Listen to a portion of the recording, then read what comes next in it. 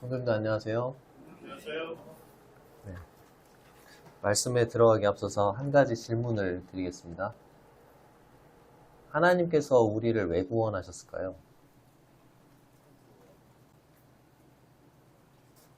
다 알고 있는 것 같은데 선뜻 대답하기가 어려우십니까? 한번 영광을 위해서 살도록. 하나님의 영광을 위해서 살도록. 네, 맞는 말이죠. 한번 우리 에베소서 2장 8절과 9절을 찾아서 읽어보겠습니다.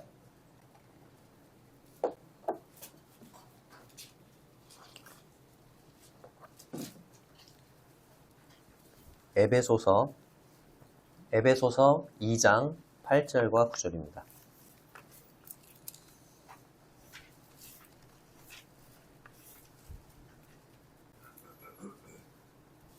에베소서 2장 8절과 9절입니다.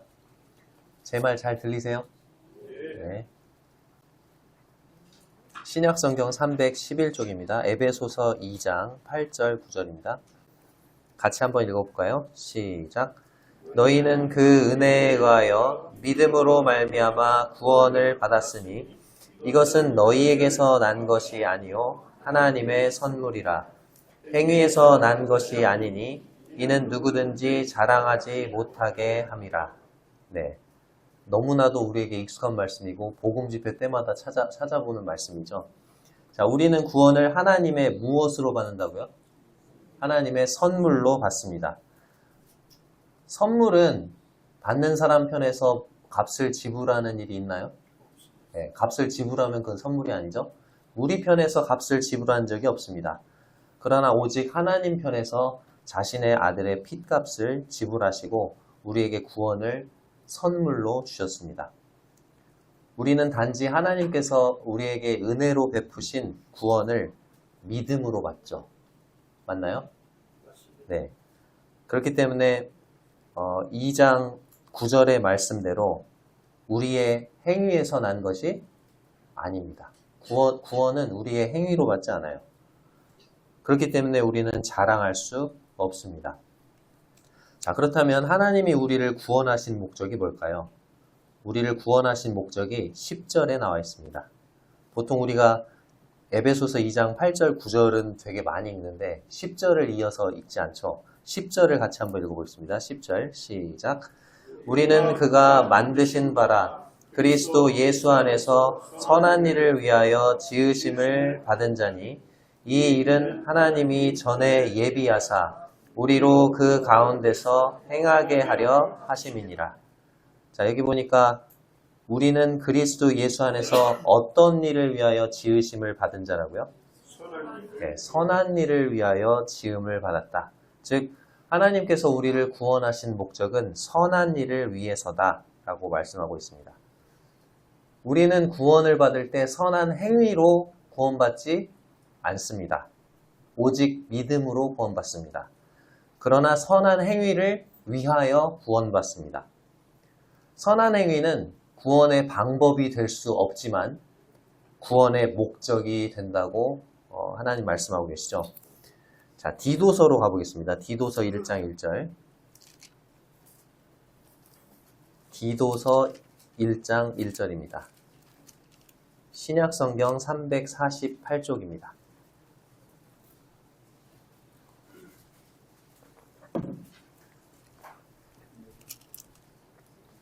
디도서 1장 1절입니다. 신약성경 348쪽입니다. 디도서 1장 1절.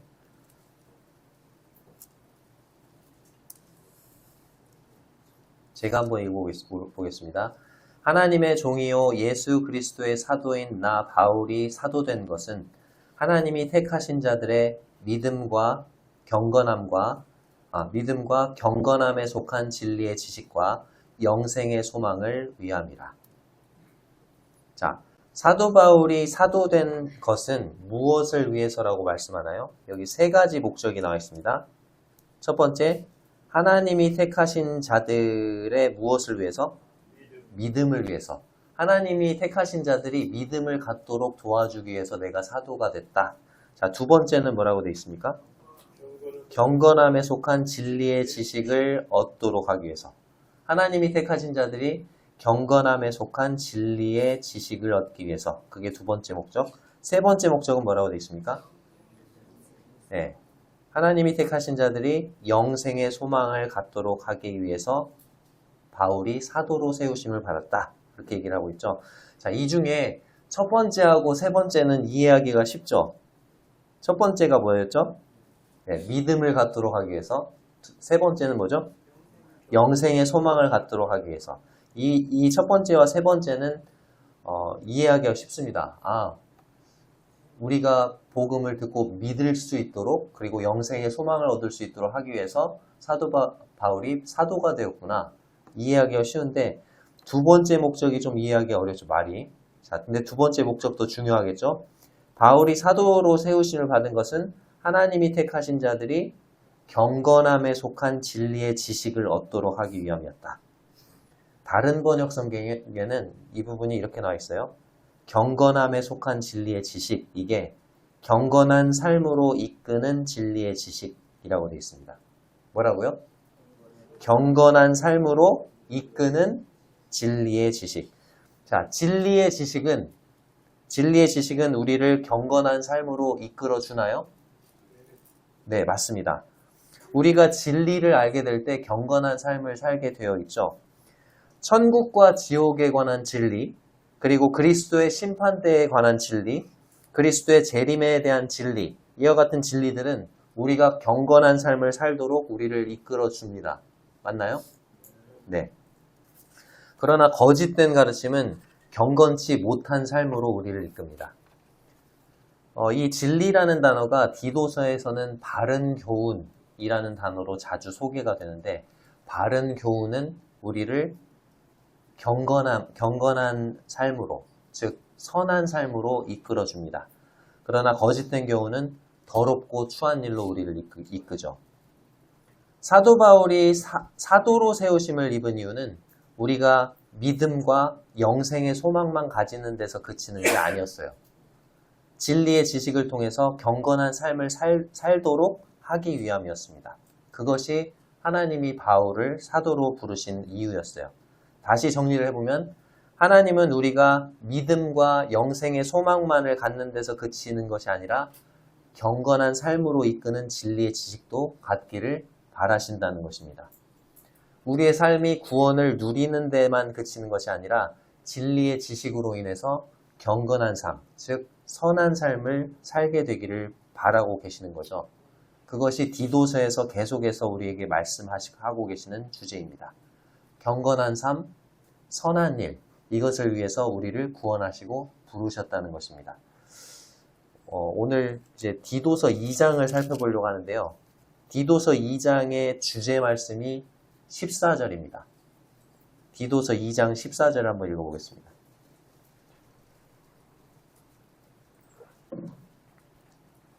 디도서 2장 14절입니다. 같이 한번 읽어볼까요? 시작.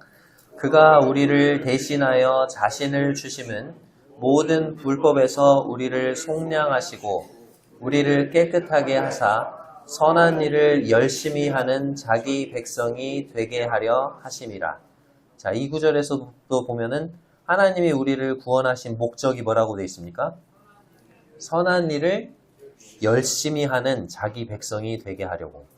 선한 일을 열심히 하는 하나님의 백성이 되게 하기 위해서 우리를 대신해서 자신을 주셨다. 즉 우리를 구원하셨다라고 말씀하고 계시죠. 그래서 하나님은 우리가 선한 일에 힘쓰는 자들이 되기를 바라십니다. 오늘은 성도님들과 함께 선한 일에 힘쓰라 라는 제목으로 디도서 2장 말씀을 살펴보도록 하겠습니다. 먼저 디도서 2장 1절에서 15절을 교독할 텐데요. 교독하는 동안에 성도님들에게 숙제를 한 가지 드리겠습니다. 2장에 보면은 5가지 부류의 사람들이 나와요. 5가지 부류의 사람들이 누군지를 한번 찾아보시기 바랍니다.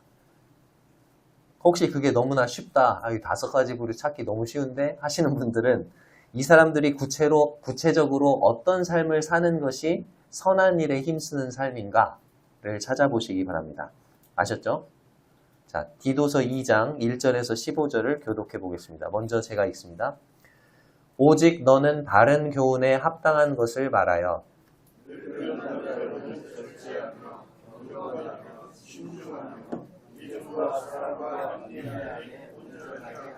늙은 여자로는 이와 같이 행실이 거룩하며 모함하지 말며 많은 술의 종이 되지 아니하며 선한 것을 가르치는 자들이 되고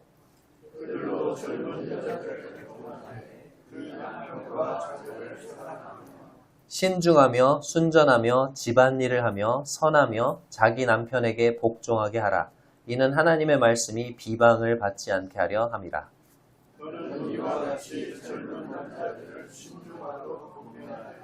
범사에 내 자신이 선한 일에 본을 보이며 교훈에 부패하지 아니함과 단정함과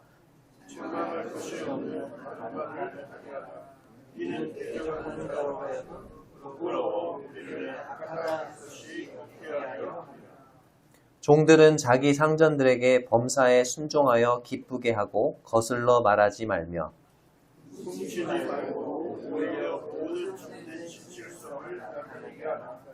이는 범사에 우리 구주 하나님의 교훈을 행하게 하려 모든 사람에게 구원을 주시는 하나님의 은혜가 나타나 우리를 양육하시되 경건하지 않는 것과 이 세상 정욕을 가버리고 신중함과 의로움과 경건함으로 이 세상에 살고 복스러운 소망과 우리의 크신 하나님 구주 예수 그리스도의 영광이 나타나심을 기다리게 하셨으니 그가 우리를 대신하여 자신을 주시고 모든 불법에서 우리를 성령하시고 우리를 깨끗하게 하사 선한 일을 열심히 하는 자기 백성이 되게 하려 하십니다.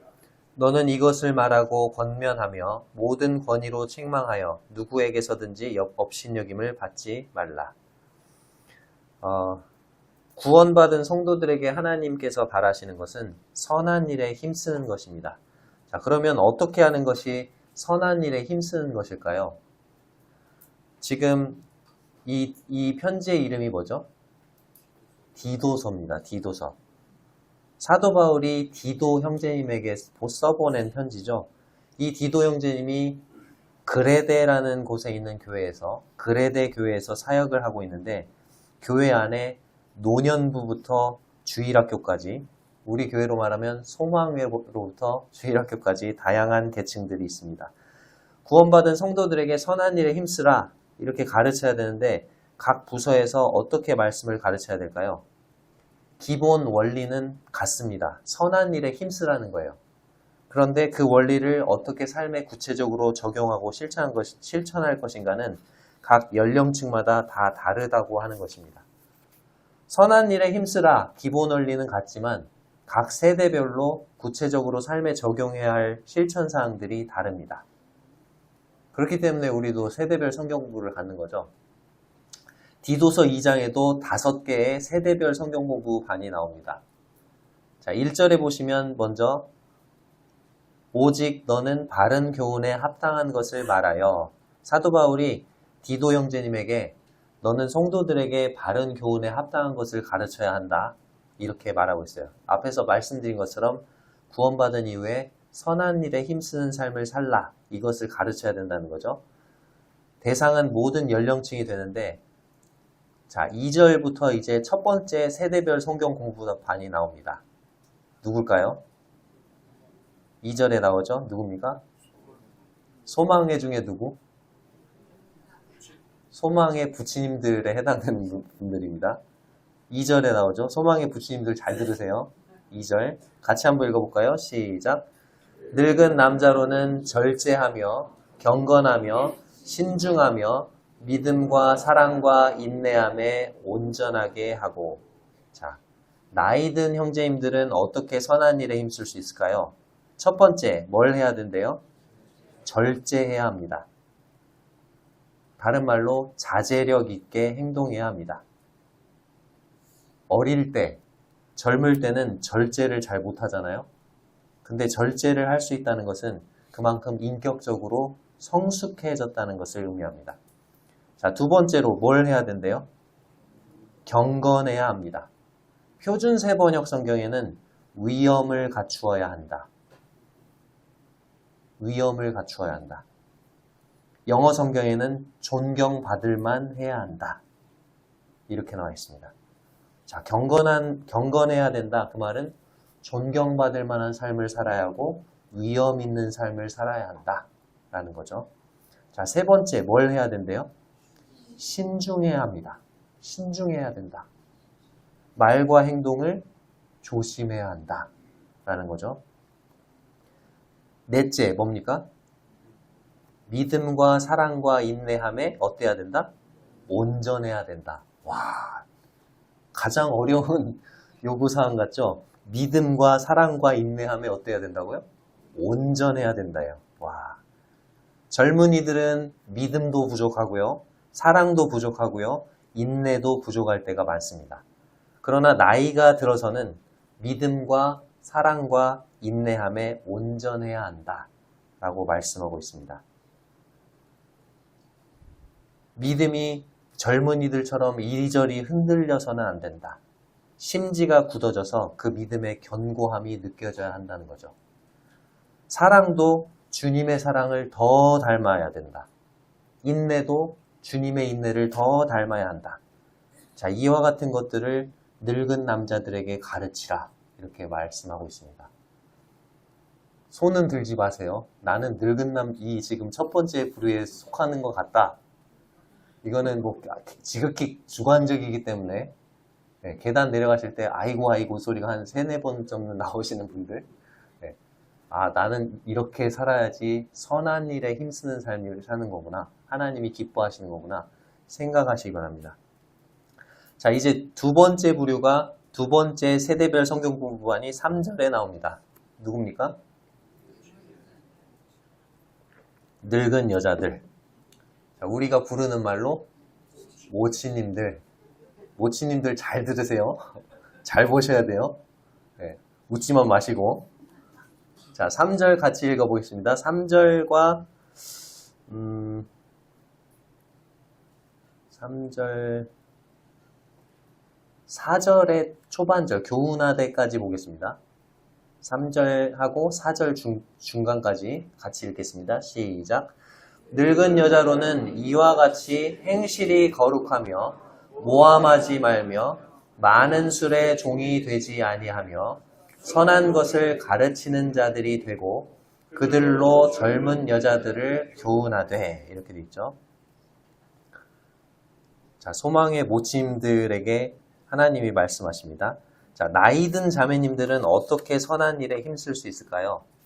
자, 첫 번째 어떻게 해야 돼요? 행실이 거룩해야 합니다. 모든 행실에서, 모든 말과 행동에서 하나님을 경외하는 태도가 드러나야 합니다. 어렵죠? 모든 말과 행동에서 하나님을 경외하는 태도가 드러나야 돼요. 자, 둘째, 뭘 하지 말아야 된대요? 모함하지 말아야 합니다. 모함한다는 게 뭐예요? 다른 사람이 없을 때 그랬대, 저랬대. 이거 뭐죠? 험담하는 거죠. 다른 사람에 대해서 없는 자리에서 험담. 우리 젊은 층들은 뒷담이라고 하죠. 다른 사람에 대해서 나쁜 말을 막 하는 거. 그거를 하지 말아야 한다. 자, 셋째, 뭐라고 되어 있습니까? 많은 술에 종이 되지 말아야 합니다. 술에 중독되어서는 안 됩니다. 자, 이 부분들을 쭉 제가 좀 생각을 해봤는데, 나이가 들고 아이들 학교 뒷바라지도 다 끝나고 자식들 시집장가 다 보내고 나면은 젊었을 때 정신없이 애 키우던 때에 비해서 시간이 많이 어떻게 될까요? 한가해집니다. 집안일도 비교적 한가해지고, 그럴 때 그 시간을 잘 사용하셔야 됩니다. 그 시간을 잘못 사용하면 다른 자매님과 전화기를 붙들고 불필요하게 몇 시간씩 이 얘기 저 얘기를 하다가 그것이 다른 사람에 대한 험담으로 이어질 수 있습니다. 또 한 가지는 무언가에 중독될 수 있습니다. 한가한 시간을 보낼 거리를 찾다 보니까 그레데에 사는 늙은 여자들은 술을 많이 마셨던 것 같아요. 그래서 술에 중독이 되었습니다. 오늘날 우리나라 나이 많은 여자분들은 TV에 중독되는 경우가 많습니다. 하루 종일 TV를 켜놓고 요즘에는 하루 종일 유튜브를 켜놓고 아침 드라마에서부터 저녁 드라마까지 밥 먹고 집안일 하는 시간을 빼놓고는 TV 앞에 앉아 있습니다. 그렇게 뭔가에 중독이 되어서는 된다, 안 된다? 안 된다는 것입니다. 자, 그러면 그 한가해진 시간을 어떻게 사용하면 좋을까요? 남에 대한 험담이나 술이나 TV 이런 것들에 중독되는 대신에 그 시간을 4절에 나와 있는 것처럼 누구를 교훈하는데? 젊은 여자들을 교육하고 교훈하는 데 사용하면 좋을 것입니다.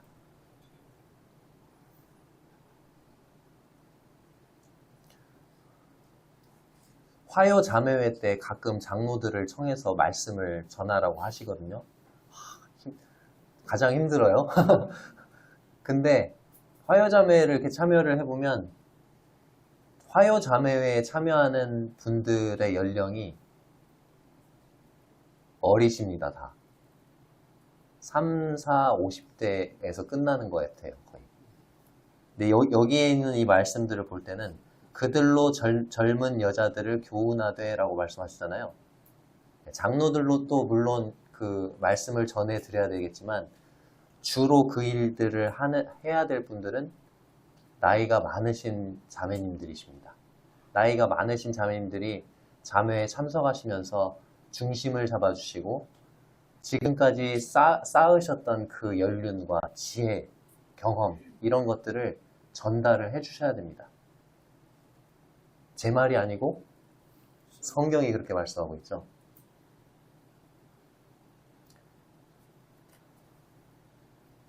자, 그래서 3절 끝부분에 보면은 많은 술의 종이 되지 아니하며 뭘 가르치는 자들이 되라고요? 선한 것을 가르치는 자들이 되어야 한다.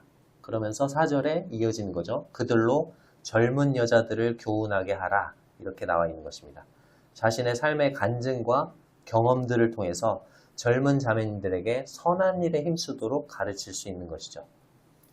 자, 이제 4절에 세 번째 세대별 성경 공부반이 나옵니다. 누굴까요?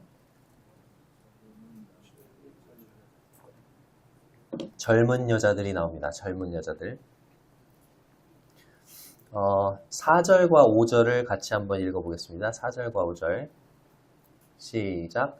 그들로 젊은 여자들을 교훈하되 그 남편과 자녀를 사랑하며 신중하며 순전하며 집안일을 하며 선하며 자기 남편에게 복종하게 하라. 이는 하나님의 말씀이 비방을 받지 않게 하려 함이라.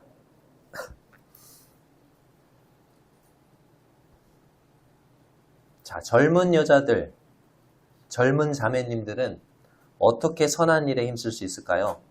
첫 번째 뭐라고 되어 있습니까? 그 남편과 자녀를 사랑해야 합니다. 순서에 유의하시기 바랍니다. 남편과 자녀라고 되어 있나요? 자녀와 남편이라고 되어 있나요? 네, 남편과 자녀입니다. 가끔 세상 사람들의 가정을 보면 이것이 잘못되어 있는 경우가 있습니다. 자녀는 사랑하는데 남편은 웬수여. 자식 때문에 참고 살아. 자, 이것은 세상 사람들의 원리입니다. 이것은 주님 보시기에 선하지 않습니다. 아내는 먼저 누구를 사랑해야 될까요? 남편을 사랑해야 되고 그 다음에 누구를 사랑해야 돼요? 자녀를 사랑해야 됩니다. 하나님께서 어떤 단어를 배열하실 때 순서를 이렇게 배열하신 데에는 다 의미가 있습니다. 맞죠? 남편은 사랑하지 않으면서 자녀만 사랑한다. 그건 반쪽인 거예요. 남편을 사랑하고 그 다음에 자녀를 사랑해야 합니다. 자, 둘째, 어떻게 해야 된다고요? 신중해야 합니다. 여기서도 반복이 되죠.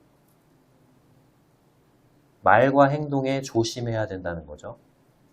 자, 셋째, 뭘 해야 됩니까? 순전해야 합니다. 표준 세번역에는 순결해야 합니다. 흠정력이라는 성경에서는 마음가짐과 몸가짐을 정숙해야 합니다. 마음가짐과 몸가짐을 정숙해야 합니다. 자, 넷째, 뭘 해야 됩니까? 집안일을 해야 합니다. 자매님들이 뭐 직업 없이 집안일만 해야 된다, 그런 의미가 아니에요. 표준 세번역에는 이렇게 되어 있습니다. 집안 살림을 잘 해야 합니다. 물론 요즘에는 형제님들도 많이 잘 하시죠. 하지만 집안 살림을 잘 해야 되는 그 책임은 1차적으로 누구에게 있어요? 자매님들에게 있습니다. 흠정역에는 가정을 잘 보살펴야 합니다. 이렇게 되어 있습니다. 집안 살림을 잘하고 가정을 잘 보살펴야 되는 책임이 젊은 자매님들에게 있습니다. 자, 그 다음 뭐라고 되어 있습니까? 선하며. 자, 이것도 말과 행동에 있어서 선한 그런 것들이 나와야 되겠죠. 마지막으로 뭐라고 되어 있어요? 자기 남편에게 복종해야 합니다. 자, 이 복종이란 단어는 예수 그리스도와 하나님 아버지와의 관계를 묘사할 때 사용된 단어입니다. 아들 그리스도는 아버지 하나님과 어떠시죠? 원래 동등하시잖아요. 그러나 아버지께 죽기까지 복종하셨습니다. 자기 남편에게 복종해야 한다. 그 말이 자매님들이 형제님들보다 열등하다, 그런 의미가 아닙니다. 주님 안에서는 형제나 자매 모두 동등한 하나님의 자녀입니다. 신분상에 있어서는 동등해요. 하지만 하나님께서는 가정의 머리로 누구를 세우셨어요? 네, 남편을 세우셨어요. 남자를. 따라서 자매님들은 남편을 매사에 가정의 머리로 인정해야 합니다. 남편의 동의 없이 중대한 일을 혼자 결정한다든지 다른 사람들 앞에서 남편을 흉보거나 깎아내리는 것은 선한 일이 아닙니다. 자, 지금까지 이렇게 세 부류를 살펴봤죠. 첫 번째, 늙은 남자, 그 다음 늙은 여자, 그 다음 젊은 여자를 살펴봤어요. 이 세 부류가 이와 같이 선한 일에 힘써야 하는 이유가 무엇입니까? 그 이유가 5절에 나와 있어요. 5절 끝부분에. 이는 하나님의 말씀이 비방을 받지 않게 하려 함이라. 우리가 이와 같이 선한 일에 힘써야 하는 이유는 하나님의 말씀이 비방을 받지 않도록 하기 위함입니다. 우리가 구원받은 이후에 선한 일에 힘쓸 때 우리의 선한 행실을 세상 사람들이 본다는 것입니다. 보고 말한다는 거예요. 저 사람을 변화시킨 저 하나님의 말씀은 도대체 어떠한 말씀일까? 하나님의 말씀은 참으로 놀랍다. 그러면서 하나님의 말씀을 찬송하게 될 것입니다. 하나님이 찬송을 받으시게 됩니다. 그러나 우리가 구원받은 이후에도 여전히 세상 사람들과 별반 다르지 않은 모습으로 살아간다면 세상 사람들은 이렇게 말할 거예요. 저런 사람이 믿는 하나님의 말씀이라면 나는 그 말씀은 믿지 않을 거야. 이처럼 하나님의 말씀이 모독을 받게 될 것입니다. 하나님의 말씀이 그런 취급을 받아서는 될까요? 안 될까요? 안 됩니다. 하나님의 말씀은 죽은 사람을 살려내고 기적을 일으키는 능력의 말씀이시잖아요. 그 말씀이 내 삶 속에서 살아서 역사하는 모습을 볼 때 그때 하나님의 말씀이 찬송을 받게 되는 것입니다.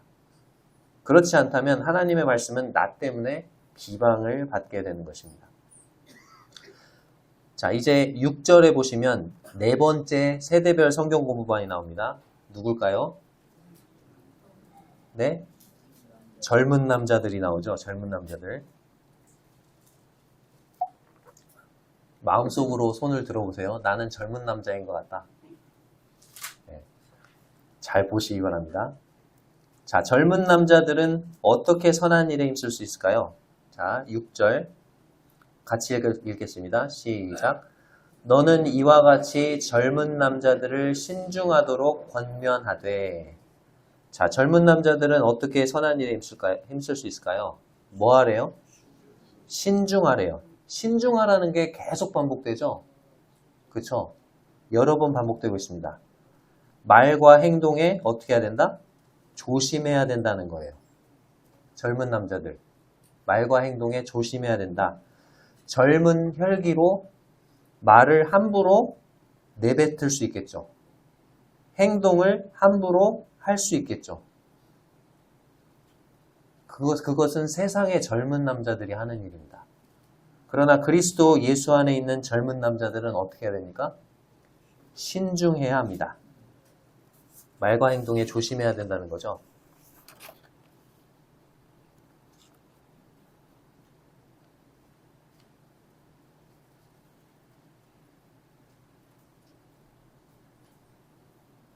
자, 젊은 남자들에 대한 권면은 근데 이게 전부예요. 아까 늙은 남자들은 엄청 많았잖아요. 부침들은 되게 많았잖아요. 근데 젊은 남자들은 이것이 전부입니다. 나이가 들면 신중하라는 권면에 3개가 더 추가되는 거예요. 절제하라, 경건하라, 믿음과 사랑에 인내함에 온전하라.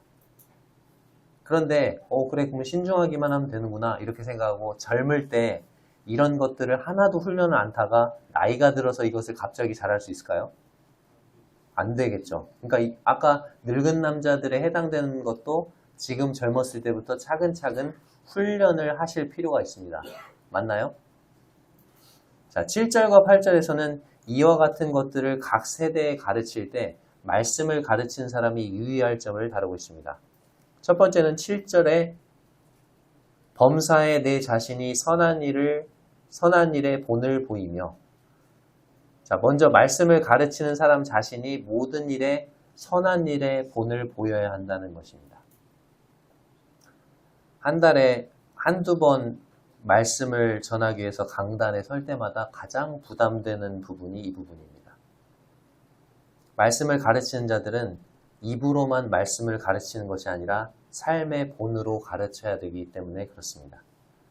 성도님들이 강단에서 전해지는 말씀만 주목하는 것이 아니라 말씀을 전하는 분들의 삶을 주목하기 때문에 그렇습니다.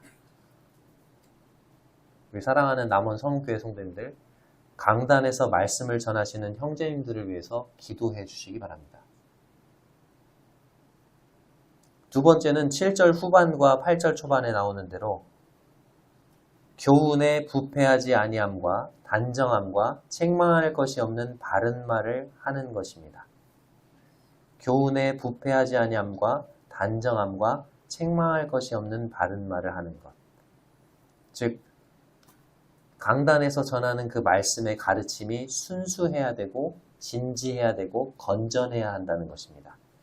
말씀을 전할 때 순수하지 못한 동기에서 말씀을 전해서는 안 되고 말씀을 진지하고 위험 있게 하나님의 말씀을 전하시는 것처럼 전해야 된다는 것입니다.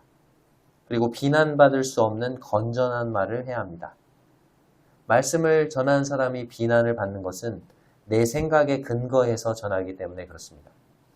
내 생각이 아니라 성경에 근거해서 말씀을 전해야 합니다.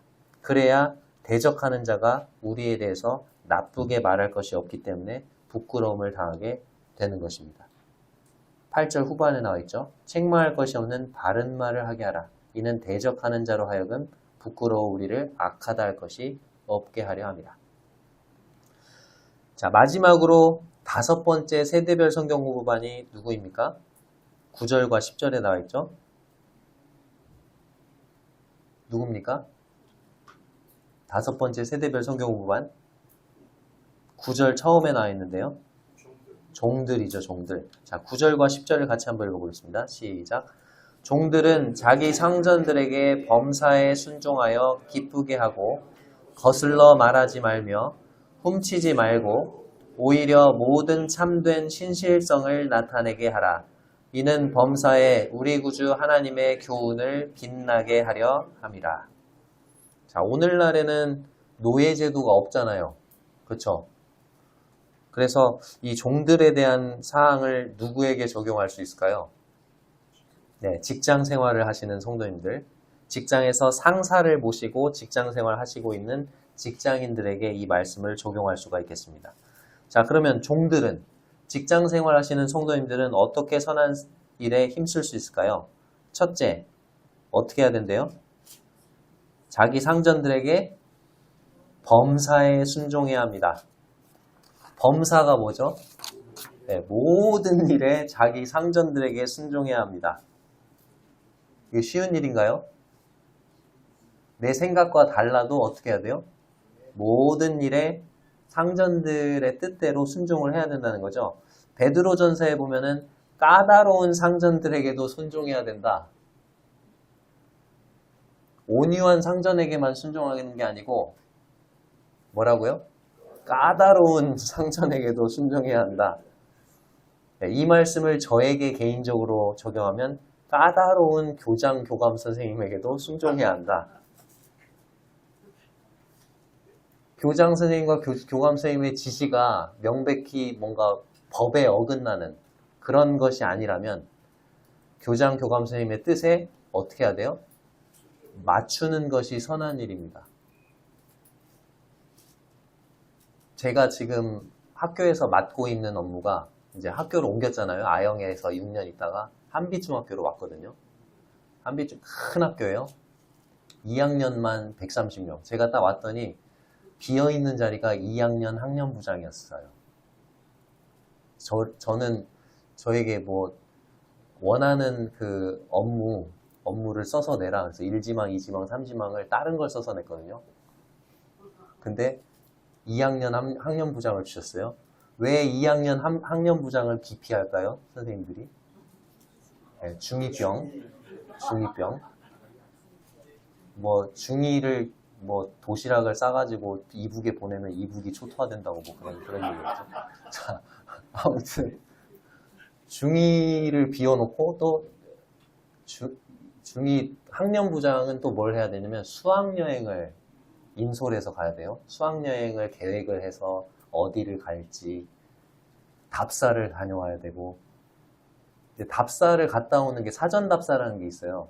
근데 이제 저희 학년실에 이제 학년실 분위기가 좋아요. 좋은데 제가 막 이렇게 이제 그 학년실에 있는 선생님들을 막 챙겨드리고 하다 보니까 선생님들도 저를 챙겨주는 거죠. 그래서 제가 말도 안 했는데 선생님 한 분이 부장님 제가 사전 답사를 다녀오겠습니다. 그런 거예요. 부장님 너무 힘드실 텐데 뭐 그러면서 고맙다고. 그래서 이제 교감 선생님한테 갔어요. 교감 선생님한테 가가지고 저희 그 학년실에 우리 선생님이 저 대신 사전 답사를 갔다 와준다고 합니다. 그랬는데 교감 선생님 뭐라고 했을까요? 그 선생님도 따라가도 됩니다. 하지만 학년부장 선생님이니까 학년부장 선생님도 가셔야 됩니다. 그러시는 거예요. 그래서 제가 훈련원에서 이번 주에, 지난주군요. 월요일에서 금요일까지 하루에 5시간씩 강의를 25시간을 하고 금요일날 보통 점심 먹고 바로 내려오는데 사전 답사를 위해서 서울로 거꾸로 올라갔어요. 서울에 가가지고 머무를 숙소를 다 확인을 하고 가서 보통 애들이 서울 가면 롯데월드 가거든요. 롯데월드 기구도 하나도 못하고 그냥 롯데월드 안전시설이랑 밥 먹을 때랑 그런 거 막 사진 찍고 돌아다니고 롯데타워 처음 가봤어요. 가서 롯데타워 구경도 좀 물론 하긴 했지만 안전한가, 여기서 줄을 서면 몇 분이 걸릴까, 뭐 이런 거를 막 계산하다가 집에 오니까 11시더라고요.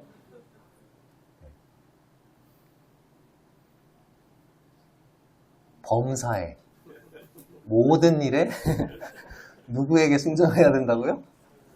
상전들에게 순종해야 된다. 이제 그 선생님은 막 이해가 안 되는 거지. 그래서 저한테 막 불퉁불퉁하면서 아니 저 혼자 다녀와도 되는데 왜 부장님을 이렇게 고생시킨대요? 하면서 막 그러는데 아니야. 교감 선생님이 그렇게 원하시면 그렇게 해야 돼. 이제 그렇게 한 거죠. 자, 그럼 교감 선생님은 저를 좋아할까요? 싫어할까요? 네, 좋아하겠죠. 그렇죠. 여러분의 직장 상사가 여러분을 좋아하게 만드시기 바랍니다. 자, 두 번째, 누구를 기쁘게 해야 된다고요? 네, 상전들을 기쁘게 해야 합니다. 상전들의 마음을 기쁘게 하기 위해 노력해야 합니다. 하나님은 눈에 보이는 상전들의 마음을 기쁘게 하는 것이 곧 눈에 보이지 않는 하나님의 마음을 기쁘게 해드린 일이라고 말씀하십니다. 아멘.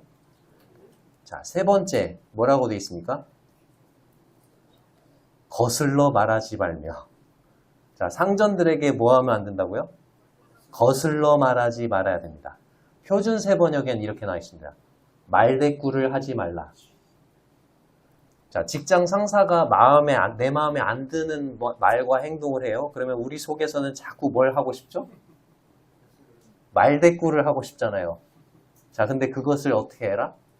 참으라고 말씀하십니다. 하나님. 직장 상사에게 말대꾸를 하는 것은 하나님의 뜻이 아닙니다. 자, 넷째. 뭐 해 하지 말아야 돼요? 10절에. 훔치지 말아야 됩니다.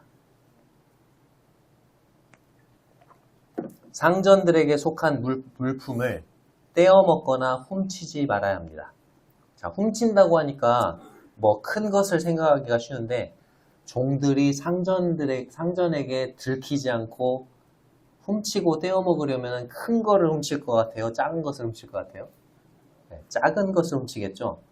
없어져도 상전들이 잘 눈치채지 못하는 것들.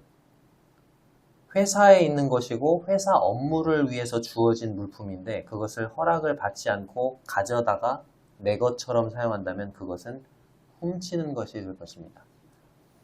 우리가 쉽게 생각하는 것이 직장에 있는 볼펜, 연필, 지우개 같은 사무용품, 정말 작은 거죠.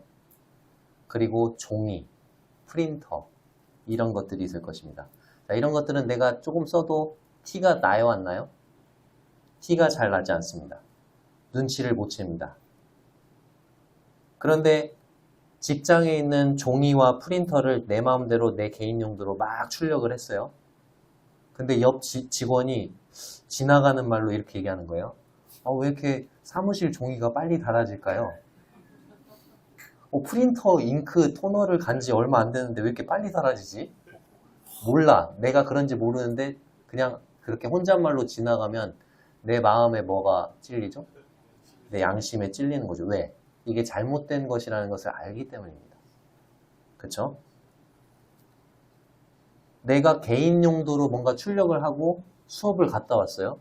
근데 그 개인 용도로 출력한 것이 쫙 있는데 그것을 저한테 갖다 주면서 선생님이 출력하셨죠? 제 자리에다 갖다 놓으면 저는 어떨 것 같아요, 마음이? 부끄러운 것입니다. 그쵸? 그러니까 우리가 쉽게 생각하고 작게 생각하는 이런 것들 하나하나를 세상 사람들은 다 지켜보고 있다는 것입니다. 자, 이렇게 종들이 상전들에게서 훔치는 대신 어떻게 해야 합니까? 5번째. 훔치지 말고 뭐 하래요? 오히려 10절에 오히려 모든 참된 진실성을 나타내게 하라. 모든 참된 신실성을 나타내게 하라. 온전히 신뢰할 만한 사람이라는 것을 주인에게 나타내 보이라는 것입니다. 저 사람은 정말 믿을 수 있는 사람이야. 이런 평가를 받아야 된다는 거죠. 이렇게 작은 것이면 함부로 가져다 쓸 수도 있을 텐데 저 종은 정말 청렴결백하구나. 이런 평가를 받아야 된다는 것이죠. 고대 로마 시대의 노예 시장에서 가장 값이 비싼 노예들이 있었습니다. 어떤 종류의 노예들이 가장 값이 비싸게 나가는 노예들이었을까요? 힘센 노예들이었을까요? 아니면 예쁘고 잘생긴 노예들이었을까요? 아니요. 네, 맞습니다. 그리스도인 노예들이었다고 합니다. 왜? 예수님을 믿는 노예들은 정직했습니다. 예수님을 믿는 노예들은 신실했어요. 그래서 그리스도인 노예들을 최고로 쳤다고 합니다. 우리도 그래야 되지 않을까요? 저 사람이 그리스도인이기 때문에 첫 번째로 채용을 해야 돼. 다른 사람에게는 이 일을 못 맡기지만 저 사람은 그리스도인이기 때문에 내가 이 일을 믿고 맡길 수 있어. 이런 평가를 직장 상사에게 받아야 합니다. 우리가 이와 같이 할 때 범사에 우리 구주 하나님의 교훈이 어떻게 된다고 되어 있습니까? 10절에 이는 범사에 우리 구주 하나님의 교훈을 어떻게 한다고요? 빛나게 하려 함이라. 우리 구주 하나님의 교훈이 뭘까요? 하나님에 대한 교훈인데 우리 구원자 되신 하나님에 대한 교훈. 복음이죠, 복음. 그러니까 우리가 이와 같이 할 때 복음이 빛나는 거예요. 우리가 전하는 복음이 빛이 나는 거죠.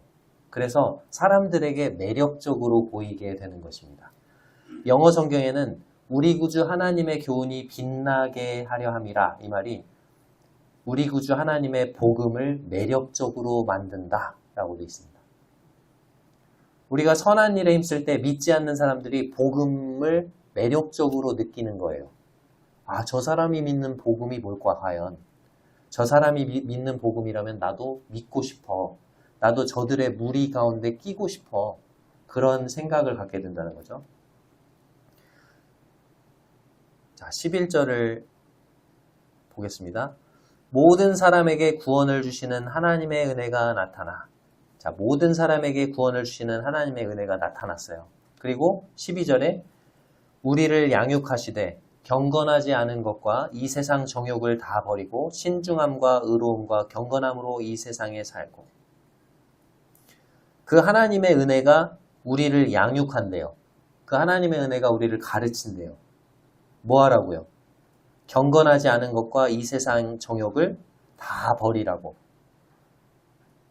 예수 그리스도를 통한 이 놀라운 하나님의 은혜를 네가 받았으니 이제 경건하지 않은 것과 이 세상 정욕을 다 버려야 한다.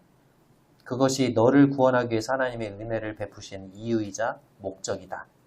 대신에 어떻게 세상에서 살으라고요?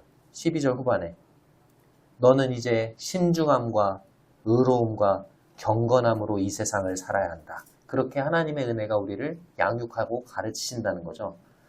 그러면서 13절에 복스러운 소망과 우리의 크신 하나님 구주 예수 그리스도의 영광이 나타나심을 기다리게 하셨습니다. 그리고 그 하나님의 은혜가 우리를 가르치신 거예요.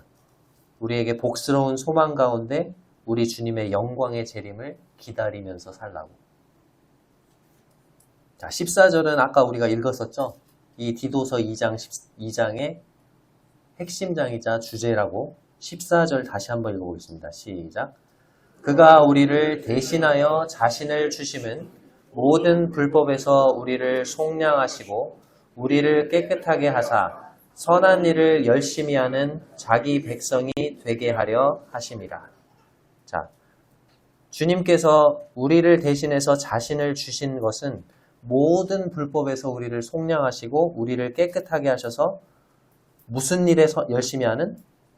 네, 선한 일을 열심히 하는 자기 백성이 되게 하려 하십니다. 우리를 구원하신 목적이 그와 같다는 것입니다. 그러면서 15절에 너는 이것을 말하고 권면해라. 디도에게 사도 바울이 당부하는 거예요. 이런 선한 삶을 살도록 각 계층에게 당부하고 권면을 해야 된다. 모든 권위로 책망하고 그래서 누구에게서든지 업신여김을 받지 말아야 된다. 이렇게 말하고 있습니다. 오늘 디도서 말씀을 살펴봤습니다. 말씀 한번 정리해 보겠습니다. 하나님이 우리를 구원하신 목적은 어떤 일에 힘쓰기 위해서? 선한 일에 힘쓰기 위해서입니다. 선한 일에 힘쓰라고 우리를 구원하셨습니다. 그러면서 각 계층별로, 각 세대별로 어떻게 하는 것이 선한 일에 힘쓰는 것인지를 살펴봤죠? 기억하셨죠? 네, 다시 또 쭉 보진 않겠습니다. 늙은 남자, 늙은 여자, 젊은 남자, 그리고 종들이 어떻게 구체적으로 선한 일을 실천할 수 있는지를 살펴봤습니다. 성도님들의 삶에서 실제적으로 이와 같은 부분들을 적용하시기 바랍니다. 그와 같이 할 때 하나님의 말씀이 비방을 받지 않게 될 것입니다. 오히려 우리가 전하는 복음이 믿지 않는 자들에게 매력적으로 보이게 될 거예요. 그리고 우리가 전하는 복음을 통해서 더 많은 사람들이, 더 많은 영혼들이 우리 교회에 더해지게 되고 더 많은 사람들이 구원에 이르게 될 것입니다. 우리 남원 서문교회가 이와 같이 선한 일에 힘쓰는 교회가 되기를 바랍니다. 이상으로 말씀 마치겠습니다. 감사합니다.